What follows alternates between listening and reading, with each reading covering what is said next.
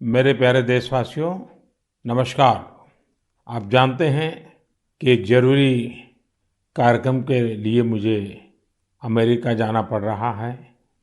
तो मैंने सोचा कि अच्छा होगा कि अमेरिका जाने से पहले ही मैं मन की बात रिकॉर्ड कर दूं। सितंबर में जिस दिन मन की बात है, उसी तारीख को एक और महत्वपूर्ण दिन होता है। वैसे तो हम लोग बहुत सारे डेज याद रखते हैं, तरह तरह के डेज मनाते भी हैं। और अगर अपने घर में नौजवान बेटे बेटी हो, अगर उनको पूछोगे तो पूरे साल भर के कौन से डे कब आते हैं आपको पूरी सूची सुना देंगे। लेकिन एक और डे ऐसा है जो हम सबको याद रखना चाहिए। और ये डे ऐसा है जो भारत की परंपराओं से बहुत सुसंगत है। सदियों से जिस परंपराओं से हम जुड़े हैं, उससे जोड़ने वाला है। ये है वर्ल्ड रिवर डे, यानी विश्व नदी दिवस। हमारे यहाँ कहा गया है, पिबन्ति नद्यः स्वयमेव नाम्भः। अर्थात नदियां अपना जल खुद नहीं पीती, बल्कि परोपकार के लिए देती है। हमारे लिए नदियां एक भौतिक वस्तु नहीं है, हमारे लिए नदी एक जीवंत इकाई है। और तभी तो हम नदियों को माँ कहते हैं। हमारे कितने ही पर्व हो, त्योहार हो, उत्सव हो, उमंग हो, ये सभी हमारी इन माताओं की गोद में ही तो होते हैं। आप सब जानते ही हैं, माघ का महीना आता है तो हमारे देश में बहुत लोग पूरे एक महीने माँ गंगा या किसी और नदी के किनारे कल्पवास करते हैं। अब तो ये परंपरा नहीं रही, लेकिन पहले के जमाने में तो परंपरा थी कि घर में स्नान करते हैं तो भी नदियों का स्मरण करने की परंपरा आज भले लुप्त हो गई हो या कहीं बहुत अल्प मात्रा में बची हो, लेकिन एक बहुत बड़ी परंपरा थी जो प्रातः में ही स्नान करते समय ही विशाल भारत की एक यात्रा करा देती थी। मानसिक यात्रा, देश के कोने कोने से जुड़ने की प्रेरणा बन जाती थी। और वो क्या था, भारत में स्नान करते समय एक श्लोक बोलने की परंपरा रही है। गंगे च यमुने चैव गोदावरी सरस्वती नर्मदे सिंधु कावेरी जले अस्मिन सन्निधि कुरु। पहले हमारे घरों में परिवार के बड़े ये श्लोक बच्चों को याद करवाते थे, और इससे हमारे देश में नदियों को लेकर आस्था भी पैदा होती थी। विशाल भारत का एक मानचित्र मन में अंकित हो जाता था। नदियों के प्रति जुड़ाव बनता था। जिस नदी को माँ के रूप में हम जानते हैं, देखते हैं, जीते हैं, उस नदी के प्रति एक आस्था का भाव पैदा होता था। एक संस्कार प्रक्रिया थी। साथियों, जब हमारे देश में नदियों की महिमा पर बात कर रहे हैं तो स्वाभाविक रूप से हर कोई एक प्रश्न उठाएगा, और प्रश्न उठाने का हक भी है, और इसका जवाब देना ये हमारी जिम्मेवारी भी है। कोई भी सवाल पूछेगा कि भाई आप नदी के इतने गीत गा रहे हो, नदी को माँ कह रहे हो, तो ये नदी प्रदूषित क्यों हो जाती है? हमारे शास्त्रों में तो नदियों में जरा सा प्रदूषण करने को भी गलत बताया गया है, और हमारी परंपराएं भी ऐसी रही है। आप तो जानते हैं, हमारे हिंदुस्तान का जो पश्चिमी हिस्सा है, खास करके गुजरात और राजस्थान, वहाँ पानी की बहुत कमी है। कई बार अकाल पड़ता है, और इसलिए वहाँ के समाज जीवन में एक नई परंपरा डेवलप हुई है। जैसे गुजरात में बारिश की शुरुआत होती है तो गुजरात में जल जीलनी एकादशी मनाते हैं। मतलब कि आज के युग में हम जिसको कहते हैं कैच द रेन, वो वही बात है कि जल के एक एक बिंदु को अपने में समेटना, जल जीलनी। उसी प्रकार से बारिश के बाद बिहार और पूरब के हिस्सों में छठ का महापर्व मनाया जाता है। मुझे उम्मीद है कि छठ पूजा को देखते हुए नदियों के किनारे घाटों की सफाई और मरम्मत की तैयारी शुरू कर दी गई होगी। हम नदियों की सफाई और उन्हें प्रदूषण से मुक्त करने का काम सबके प्रयास और सबके सहयोग से कर ही सकते हैं। नमामि गंगे मिशन भी आज आगे बढ़ रहा है, तो इसमें सभी लोगों के प्रयास एक प्रकार से जन जागृति, जन आंदोलन, उसकी बहुत बड़ी भूमिका है। साथियों, जब नदी की बात हो रही है, माँ गंगा की बात हो रही है, तो एक और बात की और भी आपका ध्यान आकर्षित करने का मन करता है। बात जब नमामि गंगे की हो रही है, तो जरूर एक बात पर आपका ध्यान गया होगा और हमारे नौजवानों का तो पक्का गया होगा। आजकल एक विशेष ई ऑक्शन, ई नीलामी चल रही है। ये इलेक्ट्रॉनिक नीलामी उन उपहारों की हो रही है जो मुझे समय समय पर लोगों ने दिए हैं। इस नीलामी से जो पैसा आएगा वो नमामि गंगे अभियान के लिए ही समर्पित किया जाता है। आप जिस आत्मीय भावना के साथ मुझे उपहार देते हैं, उसी भावना को ये अभियान और मजबूत करता है। साथियों, देश भर में नदियों को पुनर्जीवित करने के लिए, पानी की स्वच्छता के लिए सरकार और समाज सेवी संगठन निरंतर कुछ न कुछ करते रहते हैं। आज से नहीं, दशकों से ये चलता रहता है। कुछ लोग तो ऐसे कामों के लिए अपने आप को समर्पित कर चुके होते हैं और यही परंपरा, यही प्रयास, यही आस्था हमारी नदियों को बचाए हुए है। और हिंदुस्तान के किसी भी कोने से जब ऐसी खबरें मेरे कान पे आती हैं, ऐसे काम करने वालों के प्रति एक बड़ा आदर का भाव मेरे मन में जगता है और मेरा भी मन करता है कि वो बातें आपको बताऊं। आप देखिए, तमिलनाडु के वेल्लोर और तिरुवन्नामलाई जिले का एक उदाहरण देना चाहता हूँ। यहाँ एक नदी बहती है, नागा नदी। अब ये नागा नदी बरसों पहले सूख गई थी। इस वजह से वहाँ का जलस्तर भी बहुत नीचे चला गया था। लेकिन वहाँ की महिलाओं ने बीड़ा उठाया कि वो अपनी नदी को पुनर्जीवित करेगी। फिर क्या था, उन्होंने लोगों को जोड़ा, जन भागीदारी से नहरें खोदी, चेक डैम बनाए, रिचार्ज कुएं बनाए। आपको भी जानकर के खुशी होगी साथियों कि आज वो नदी पानी से भर गई है। और जब नदी पानी से भर जाती है ना, तो मन को इतना सुकून मिलता है। मैंने प्रत्यक्ष इसका अनुभव किया है। आप में से बहुत लोग जानते होंगे कि जिस साबरमती के तट पर महात्मा गांधी ने साबरमती आश्रम बनाया था, पिछले कुछ दशकों में ये साबरमती नदी सूख गई थी। साल में 6-8 महीने पानी नजर ही नहीं आता था। लेकिन नर्मदा नदी और साबरमती नदी को जोड़ दिया, तो अगर आज आप अहमदाबाद जाओगे तो साबरमती नदी का पानी ऐसा मन को प्रफुल्लित करता है। इसी तरह बहुत सारे काम, जैसे तमिलनाडु की हमारी ये बहनें कर रही हैं, देश के अलग अलग कोने में चल रहे हैं।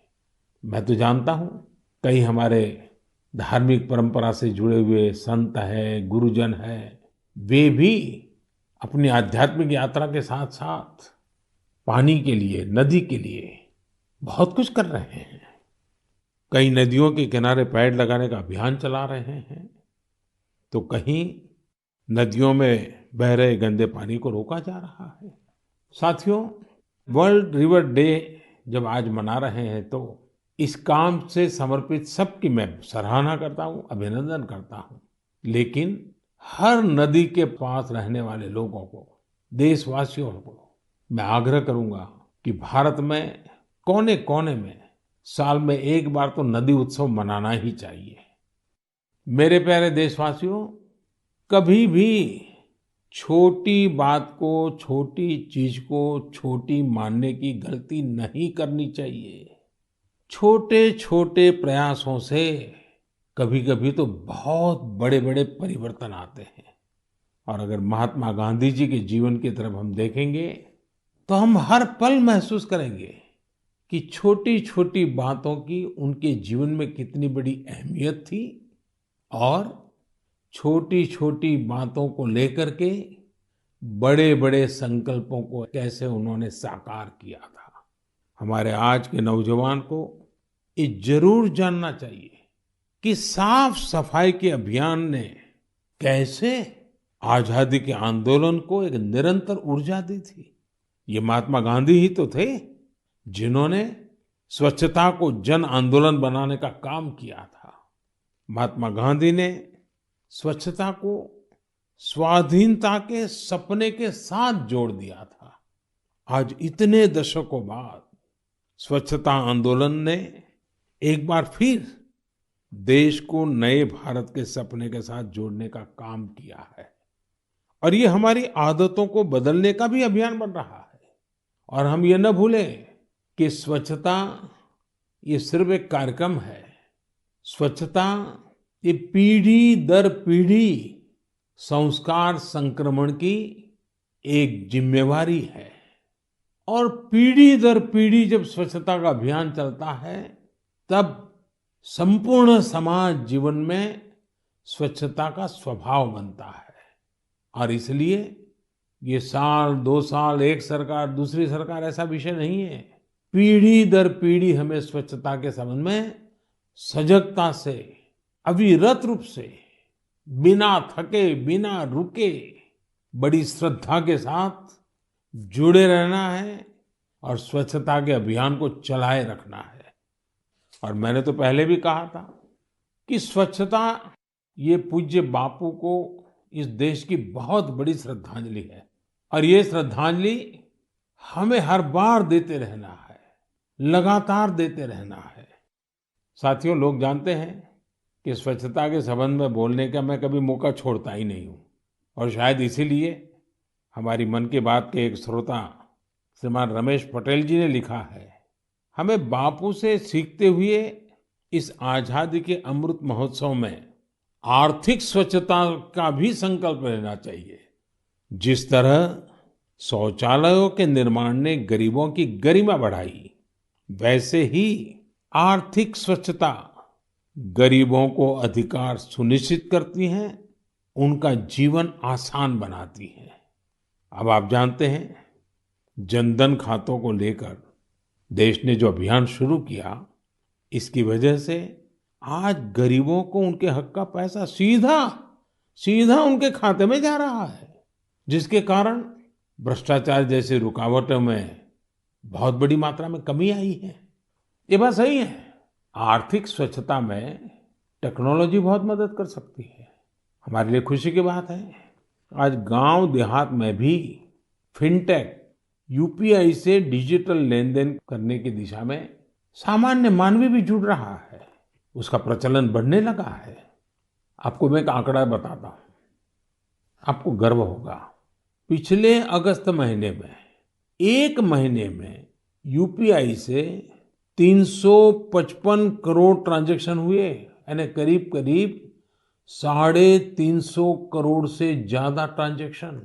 यानी हम कह सकते हैं कि अगस्त के महीने में 350 करोड़ से ज्यादा बार डिजिटल लेन देन के लिए यूपीआई का इस्तेमाल किया गया है। आज एवरेज 6 लाख करोड़ रुपए से ज्यादा का डिजिटल पेमेंट यूपीआई से हो रहा है।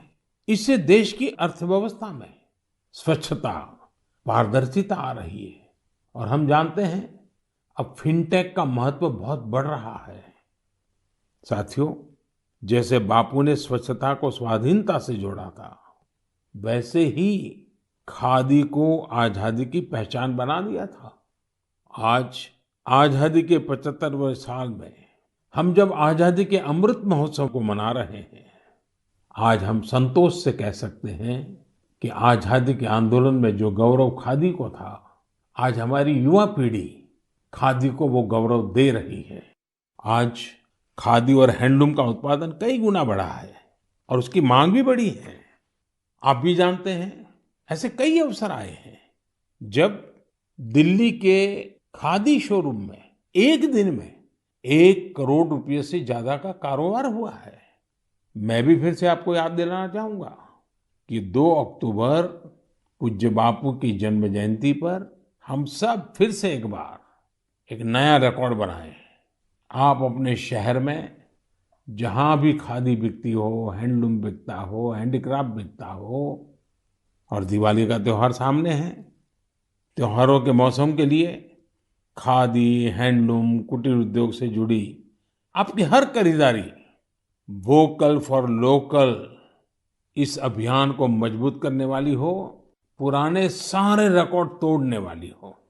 साथियों, अमृत महोत्सव के इसी कालखंड में देश में आजादी के इतिहास की अनकही गाथाओं को जन जन तक पहुंचाने का एक अभियान भी चल रहा है।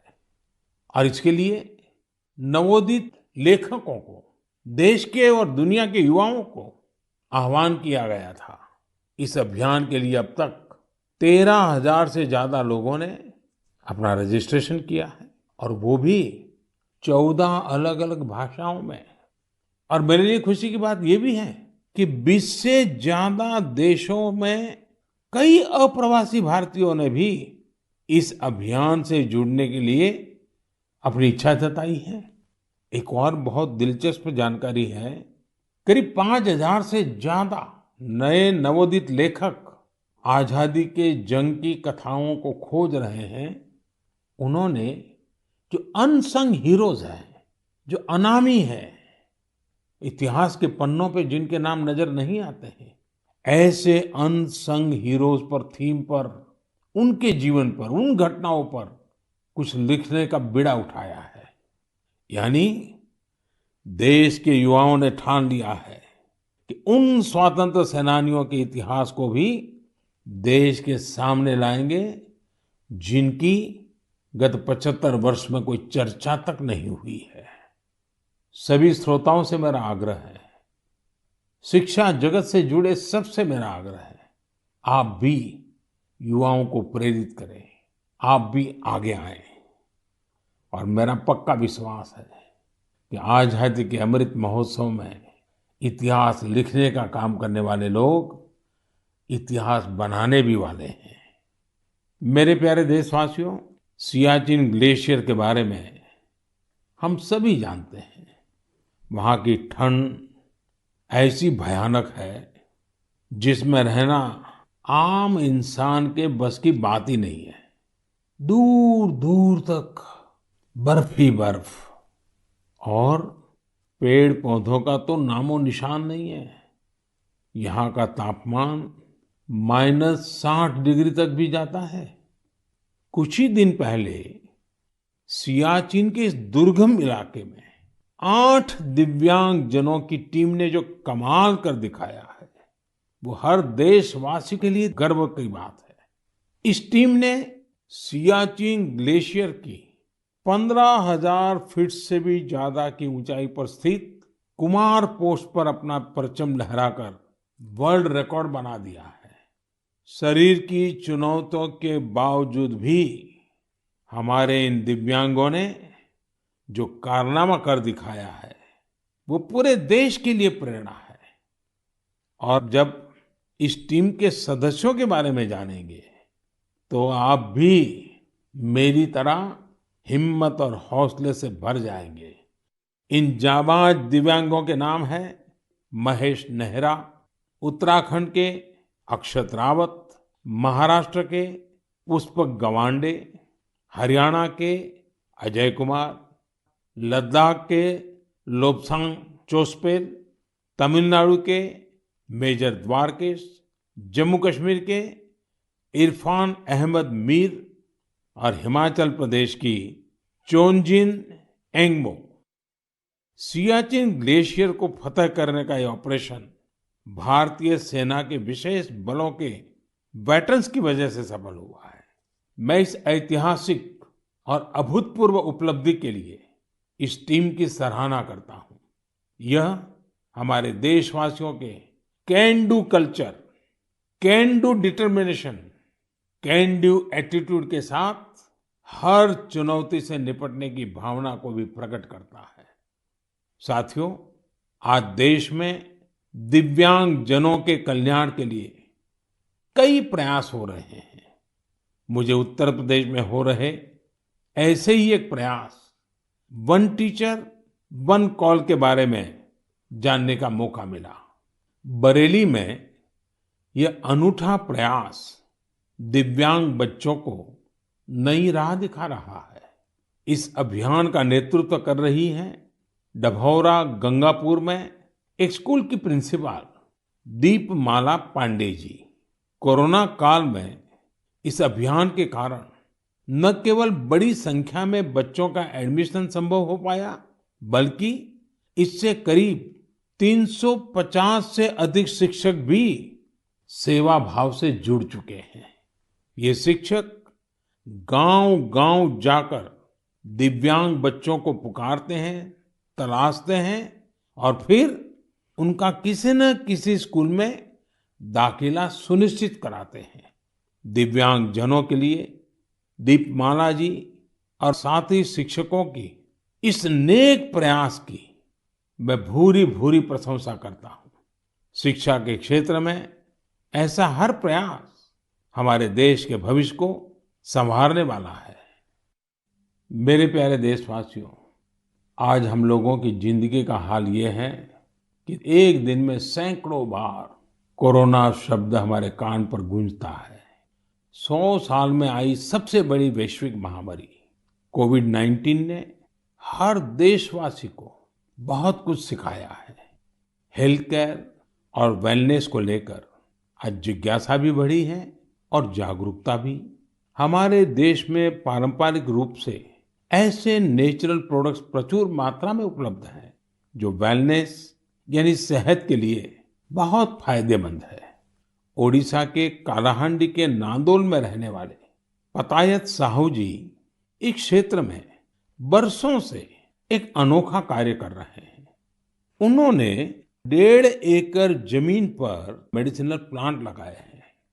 यही नहीं, साहू जी ने इन मेडिसिनल प्लांट्स को डॉक्यूमेंटेशन भी किया है। मुझे रांची के सतीश जी ने पत्र के माध्यम से ऐसी ही एक और जानकारी साझा की है। सतीश जी ने झारखंड के एक एलोवेरा विलेज की ओर मेरा ध्यान दिलाया है। रांची के पास ही देवरी गांव की महिलाओं ने मंजू कश्यप जी के नेतृत्व में बिरसा कृषि विद्यालय से एलोवेरा की खेती का प्रशिक्षण लिया था। इसके बाद उन्होंने एलोवेरा की खेती शुरू की। इस खेती से न केवल स्वास्थ्य के क्षेत्र में लाभ मिला, बल्कि इन महिलाओं की आमदनी भी बढ़ गई। कोविड महामारी के दौरान भी इन्हें अच्छी आमदनी हुई। इसकी एक बड़ी वजह यह थी कि सैनिटाइजर बनाने वाली कंपनियां सीधे इन्हीं से एलोवेरा खरीद रही थी। आज इस कार्य में करीब 40 महिलाओं की टीम जुटी है और कई एकड़ में एलोवेरा की खेती होती है। ओडिशा के पतायत साहू जी हो या फिर देवरी में महिलाओं की ये टीम, इन्होंने खेती को जिस प्रकार स्वास्थ्य के क्षेत्र से जोड़ा है, वो एक अपने आप में मिसाल है। साथियों, आने वाली 2 अक्टूबर को लाल बहादुर शास्त्री जी की भी जन्म जयंती होती है। उनकी स्मृति में ये दिन हमें खेती में नए नए प्रयोग करने वालों की भी शिक्षा देता है। मेडिसिनल प्लांट के क्षेत्र में स्टार्टअप को बढ़ावा देने के लिए मेडी हब टीबीआई के नाम से एक इंक्यूबेटर गुजरात के आणंद में काम कर रहा है। मेडिसिनल और एरोमेटिक प्लांट से जुड़ा ये इंक्यूबेटर बहुत कम समय में ही 15 एंटरप्रेन्योर्स के बिजनेस आइडिया को सपोर्ट कर चुका है। इस इंक्यूबेटर की मदद पाकर ही सुधा चेब्रोलू जी ने अपना स्टार्टअप शुरू किया है। उनकी कंपनी में महिलाओं को प्राथमिकता दी जाती है और उन्हीं पर इनोवेटिव हर्बल फॉर्मुलेशंस की भी जिम्मेदारी है। एक और एंटरप्रेन्योर सुभाश्री जी ने जिन्हें भी इसी मेडिसिनल और एरोमेटिक प्लांट इंक्यूबेटर से मदद मिली है। सुभाश्री जी की कंपनी हर्बल रूम और कार फ्रेशनर के क्षेत्र में काम कर रही है। उन्होंने एक हर्बल टेरेस गार्डन भी बनाया है जिसमें 400 से ज्यादा मेडिसिनल हर्ब्स हैं। साथियों, बच्चों में मेडिसिनल और हर्बल प्लांट्स के प्रति जागरूकता बढ़ाने के लिए आयुष मंत्रालय ने एक दिलचस्प पहल की है और इसका बीड़ा उठाया है हमारे प्रोफेसर आयुष्मान जी ने। हो सकता है कि जब आप ये सोचें कि आखिर प्रोफेसर आयुष्मान है कौन, दरअसल प्रोफेसर आयुष्मान एक कॉमिक बुक का नाम है। इसमें अलग अलग कार्टून किरदारों के जरिए छोटी छोटी कहानियां तैयार की गई हैं। साथ ही एलोवेरा, तुलसी, आंवला, गिलोय, नीम, अश्वगंधा और ब्रह्मी जैसे सेहतमंद मेडिसिनल प्लांट की उपयोगिता बताई गई है। साथियों, आज के हालत में जिस प्रकार मेडिसिनल प्लांट और हर्बल उत्पादों को लेकर दुनिया भर में लोगों का रुझान बढ़ा है, उसमें भारत के पास अपार संभावनाएं हैं। बीते समय में आयुर्वेदिक और हर्बल प्रोडक्ट्स के एक्सपोर्ट में भी काफी वृद्धि देखने को मिली है। मैं साइंटिस्ट, रिसर्चर्स और स्टार्टअप की दुनिया से जुड़े लोगों से ऐसे प्रोडक्ट की ओर ध्यान देने का आग्रह करता हूं जो लोगों की वेलनेस और इम्यूनिटी तो बढ़ाए, हमारे किसानों और नौजवानों की आय को भी बढ़ाने में मददगार साबित हो। साथियों, पारंपरिक खेती से आगे बढ़कर खेती में हो रहे नए प्रयोग, नए विकल्प लगातार स्वरोजगार के नए साधन बना रहे हैं। पुलवामा के दो भाइयों की कहानी भी इसी का एक उदाहरण है। जम्मू कश्मीर के पुलवामा में बिलाल अहमद शेख और मुनीर अहमद शेख ने जिस प्रकार अपने लिए नए रास्ते तलाशे, वो न्यू इंडिया की एक मिसाल है। 39 साल के बिलाल अहमद जी हाईली क्वालिफाइड है। उन्होंने कई डिग्रियां हासिल कर रखी है। अपनी उच्च शिक्षा से जुड़े अनुभवों का इस्तेमाल आज वो कृषि में खुद का स्टार्टअप बनाकर कर रहे हैं। बिलाल जी ने अपने घर पर ही वर्मी कंपोस्टिंग की यूनिट लगाई है। इस यूनिट से तैयार होने वाले बायो फर्टिलाइजर से न केवल खेती में काफी लाभ हुआ है, बल्कि यह लोगों के लिए रोजगार के अवसर भी लेकर आया है। हर साल इन भाइयों की यूनिट से किसानों को करीब 3000 क्विंटल वर्मी कंपोस्ट मिल रहा है। आज उनकी इस वर्मी कंपोस्टिंग यूनिट में 15 लोग काम भी कर रहे हैं। उनकी इस यूनिट को देखने के लिए बड़ी संख्या में लोग पहुंच रहे हैं और उनमें ज्यादातर ऐसे युवा होते हैं जो कृषि क्षेत्र में कुछ करना चाहते हैं। पुलवामा के शेख भाइयों ने जॉब सीकर बनने की जगह जॉब क्रिएटर बनने का संकल्प लिया और आज वो जम्मू कश्मीर ही नहीं बल्कि देश भर के लोगों को नई राह दिखा रहे हैं। मेरे प्यारे देशवासियों, 25 सितंबर को देश की महान संतान पंडित दीनदयाल उपाध्याय जी की जन्म जयंती होती है। दीनदयाल जी पिछली सदी के सबसे बड़े विचारकों में से एक है। उनका अर्थदर्शन, समाज के सशक्त करने के लिए उनकी नीतियां, उनका दिखाया अंत्योदय का मार्ग आज भी जितना प्रासंगिक है उतना ही प्रेरणादायी भी है। 3 साल पहले 25 सितंबर को उनकी जन्म जयंती पर ही दुनिया की सबसे बड़ी health assurance scheme Ayushman Bharat योजना लागू की गई थी। आज देश के 2-2.25 करोड़ से अधिक गरीबों को आयुष्मान भारत योजना के तहत अस्पताल में 5 लाख रुपए तक का मुफ्त इलाज मिल चुका है। गरीब के लिए इतनी बड़ी योजना दीनदयाल जी के अंत्योदय दर्शन को ही समर्पित है। आज के युवा अगर उनके मूल्यों और आदर्शों को अपने जीवन में उतारें तो ये उनके बहुत काम आ सकता है। एक बार लखनऊ में दीनदयाल जी ने कहा था, कितनी अच्छी अच्छी चीजें, अच्छे अच्छे गुण हैं, ये सब हमें समाज से ही तो प्राप्त होते हैं। हमें समाज का कर्ज चुकाना है, इस तरह का विचार करना ही चाहिए। यानी दीनदयाल जी ने सीख दी कि हम समाज से, देश से इतना कुछ लेते हैं। जो कुछ भी है वो देश की वजह से ही तो है।